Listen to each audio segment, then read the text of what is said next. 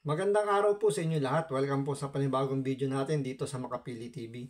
Ngayon, pag-usapan po natin ito sa Atty. Libayan na gumagamit po ng ibang estratehiya or gumagamit ng kakaibang technique ngayon para lang i-justify niya yung gustong mangyari niya dun sa salitang taob ni Rapi Tulfo. Kasi binibigyan niya talaga ng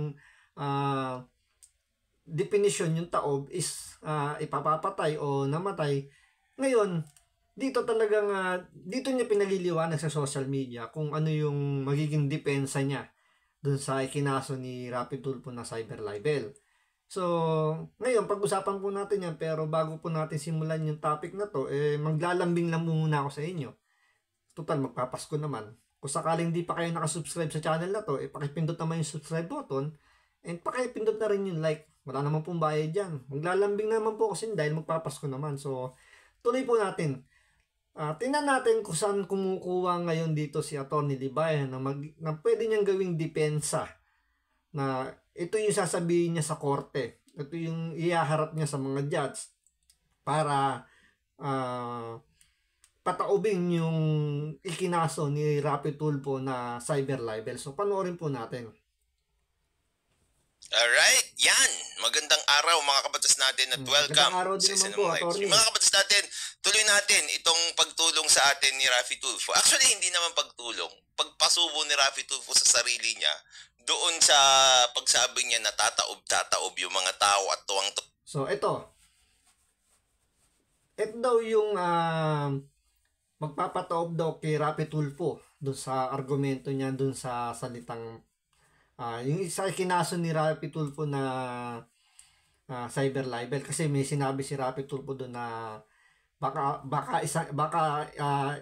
balang araw tumaob na lang dahil sa sama ng loob sumabog yung puso. So yun yung pinaka-konteksto nito. Ngayon ito ipaliliwanag ni Atty. Libayan na ito yung magiging depensa niya sa korte kapag ito ay nabigyan na ng probable cause ng prosecutor. So, tuloy po natin. I swear to God. Okay?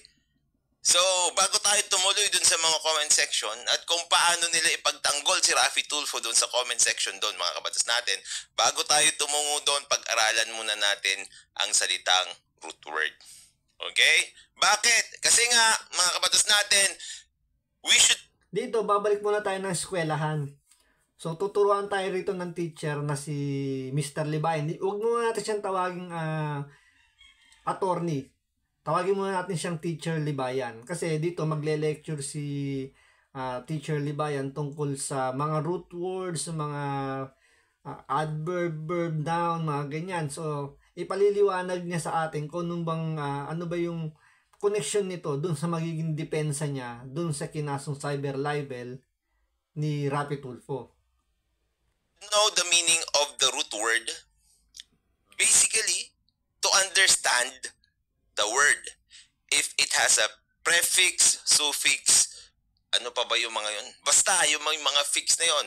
Yung hulapi, gitlapi, unlapi.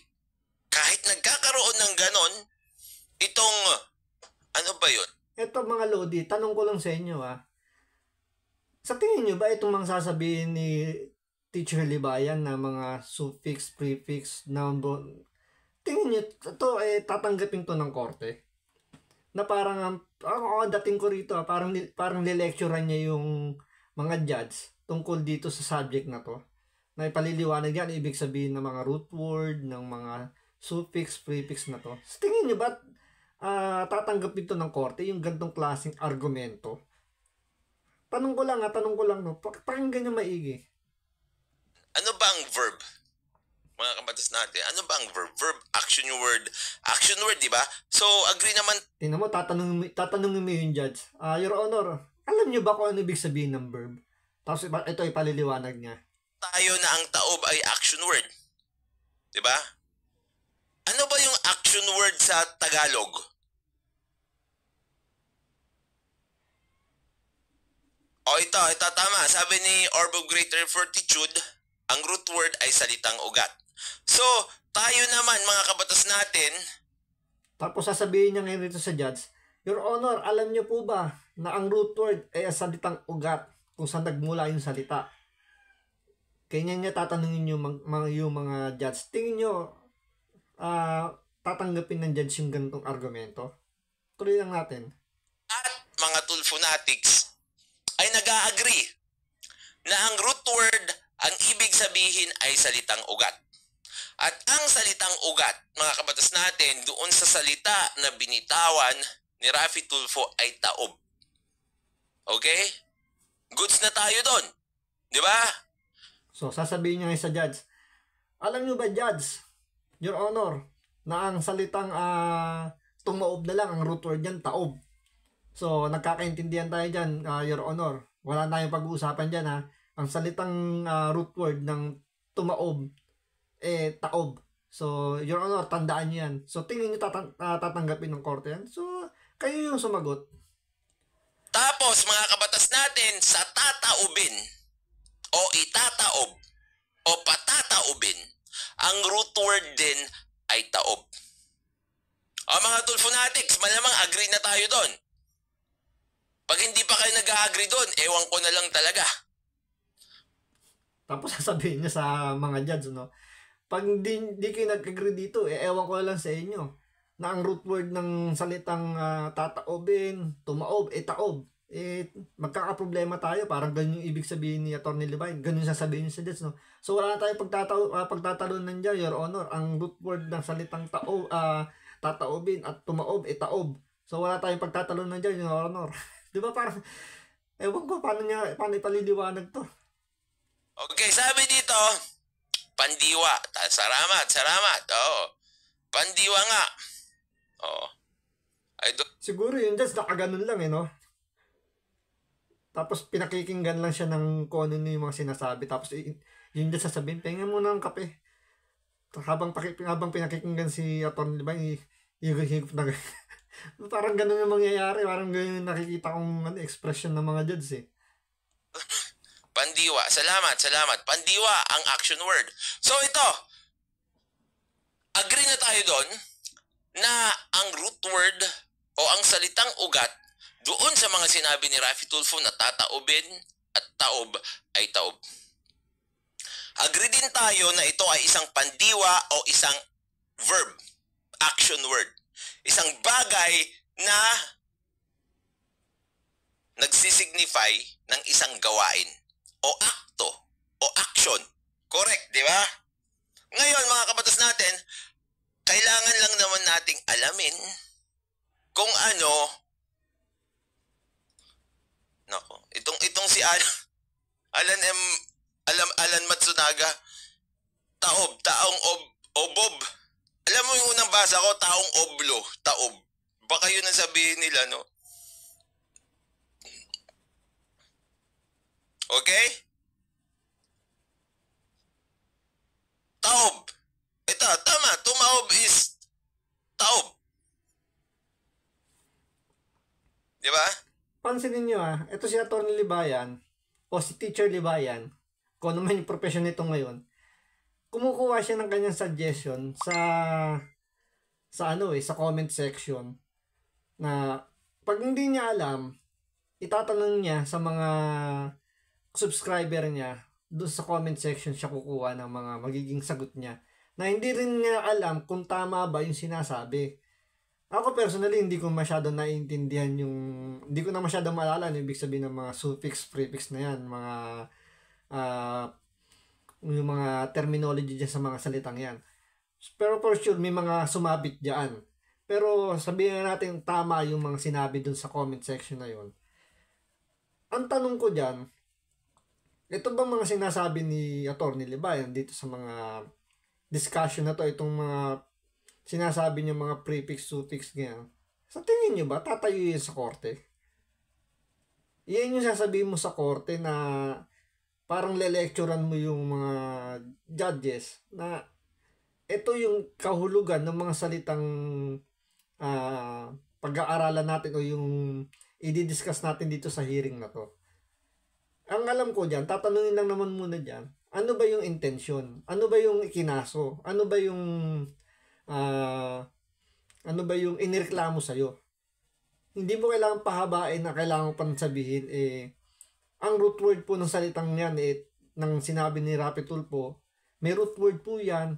Yan po verb, yan po noun, yan po prefix, yan po subjective or kung ano-ano man yan. Sa tingin nyo ba tatanungin pa ng mga huwes yun? Ewan ko. Personally ako, parang tingin ko hindi natatanungin yun eh. So tuloy lang natin to. Agree ba tayo doon? Well, kasi naman, yun nga kasi taob, ganun eh. It's an act eh. Itaob mo. Di ba? Taong oblo, taob. Di ba? Anyway, ito lang naman, no? Ito, tama yung sinabi ni Magic. Can be an adjective or adverb. Pero, mga kabatas natin, doon sa gamit ni Rafi Tulfo doon, it is a verb. Di ba? It is a verb. Tingin nyo ba may pakialaman judge doon kung verb o adverb yung sinasabi nito na Atty. Libayan? Tanong ko lang hindi ko kasi masyadong mag-get, nahihirapan ako intindihin eh. Parang anong kinalaman nung verb, adverb sa mga ganyang, pwede bang gamitin ebidensya yung mga adverb, noun, pronoun, suffix, prefix, pang-abay, pang-lu, kung ano-ano pang mga salitang yan. Kasi dito makikita nyo sa mga comment eh. So, ibig sabihin, can be adjective or adverb. So, ibig sabihin, hindi pa sigurado, pero sinang-ayunan to ni Atty. Libayan. So, ibig sabihin, nanguhula lang dito si Atty. Libayan sa mga sinasagot nung nasa comment section. So, parang dumadampot lang siya niyan kung ano-anong mga sinasuggest. Diyan siya dumadampot. Hindi siya kumukuha ng ididepensa niya base doon sa legal action or mga legal term. Hindi siya doon kumukuha. Kumukuha siya sa comment section. So, ewan ko, di ko alam kung tatanggapin ng korte itong mga pinagsasabi ni Atty. Libayan. Gets? Di ba? Meron ba tayong meron bang ano diyan? Meron bang violent reactions diyan?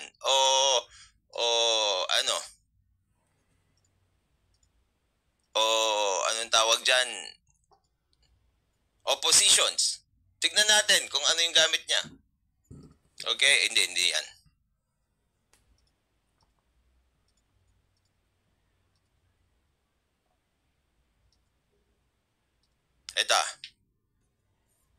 Ito yung panonood ni Atty. Libayan na to. Ito yung konteksto niyan. Ang nag-uusap diyan, magkakakilala, magkaibigan, si Atty. Villamor, si Rapi Tulfo, si Melo Yap. So, magkakakilala yung tatlong yan. So, siyempre dito, nagkakaroon sila ng, sabi natin, friendly discussion, friendly joke, kahit sabi natin bad joke. Sabi natin bad joke yun. Pero ang konteksto kasi niyan, is a discussion ng mga magkakaibigan. Which is normal na nagkakaroon ng sabihin natin ng bad joke, kahit naman sino, 'di ba? Nakakapagbiro tayo ng ganyan. So, tingnan niyo yung intention, kung ano yung konteksto, yung intention muna tsaka yung konteksto ng pinag-uusapan nila. Nakabalang isang araw, tumaob na lang. Tumaob na lang. Well, of course, tumaob, root word is taob. Tumaob is a verb. Pero pakinggan nyo yung sinabi. Baka isang araw na lang tumaob. Diyan pinutol niya kasi. Baka isang araw na lang tumaob dahil sa sama ng loob, sumabog yung puso. So, ang konteksto nyo, kung ikaw yung makikinig, bakit ba sumabog yung puso? Sa kanya kasi parang huwag na sabihin. Pero para sa atin kasi, sumabog yung puso. Ano ba yun? Heart attack, inatake sa puso. So doon parang makikita nyo na concern pa si Rapi Tulfo. Kasi nga parang binibigyan niya pa ng ng paalala na huwag ka masyadong manggigil kasi baka bigla kang tumaob dyan dahil sa sama ng loob mo, sumabog yung puso mo. Doon concern pa siya. Pero kaya Atty. Libayan, ang hinarap niya kagad yung salitang taob, baka tumaob ka na lang. So ano ba yung tumaob daw? Ano yung root word nun? Taob. So, ano daw yung ibig sabihin ng taob? Ganun daw. kinitil daw. So sa kanya, isa lang talaga yung word ng ibig sabihin ng taob is kitilin. Yun lang sa kanya. Sarado na kagad siya doon. Wala, hindi talaga natin may hanap ng iba eh. Talagang it's a verb eh. May...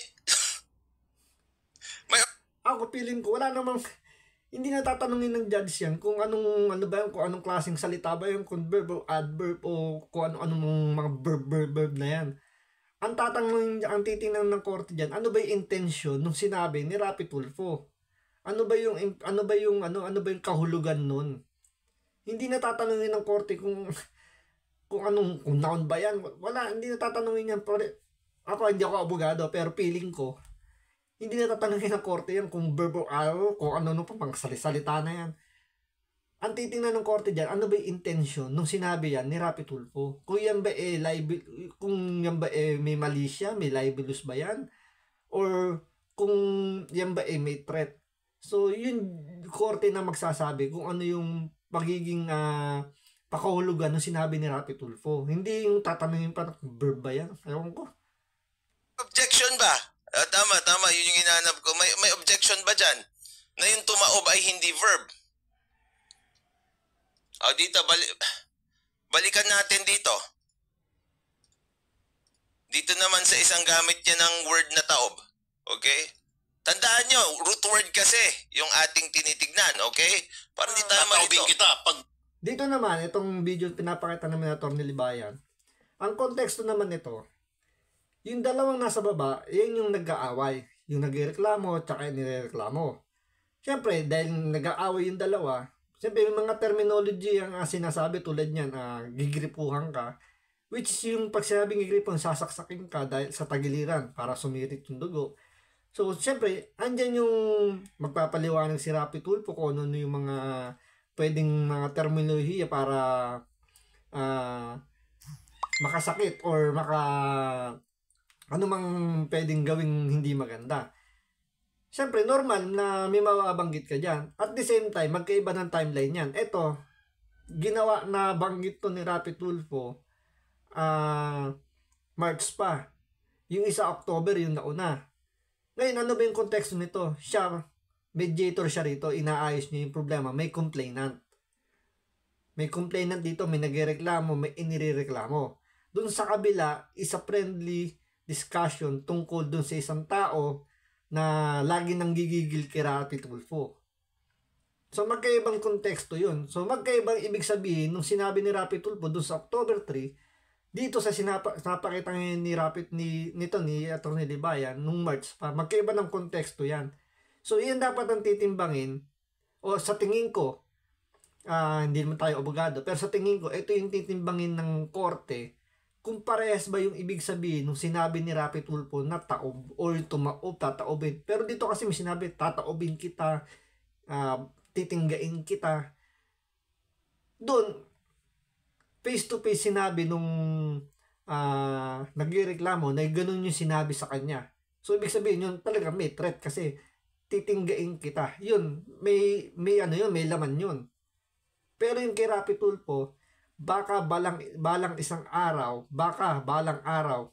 tumaob na lang. Hindi naman sinabi, baka balang araw itaob kita. Yun, ibig sabihin, may threat yun kasi tinutukoy na ikaw. Pero wala pa rin binanggit na pangalan si Rapi Tulfo doon sa unang sinabi niya doon sa baka balang isang araw, tumaob na lang. Wala siyang binanggit na pangalan. Which is dito meron, pero hindi si Rapi Tulfo ang subject. Ang subject dito, yung nagreklamo. Ang sabi niya, gigripuhan kita or titinggain kita, mga ganun, basta may kitang salita. Ibig sabihin doon may threat talaga. Pero doon sa unang sinabi ni Rapi Tulfo, wala naman sinabing baka balang araw itataob kita. Iyon, masama na talaga yun. Dahil doon, pag sinabing itataob kita, different meaning na yun. Kesa doon sa baka balang isang araw, tumaob na lang. So, ibang meaning uli po yun. Pero dito, sinasabi ni Atty. Libayan, ang magiging depensa niya sa korte, sasabihin niya sa mga judge, pero ang root word pa rin po nun na, Your Honor, taob. Ibig sabihin, kikitilin. So, tatanggapin ng korte yun. Baril. Tataobin. Kulang sinabi niya, tataobin kita. Ulitin, pag inulit niya ito ng Libayan, pakinggan nyo maigi. Taob is the root word. It is also used as a verb. Di ba? Tataobin. It's the same as itataob. Future. Tumaob. Past tense ba?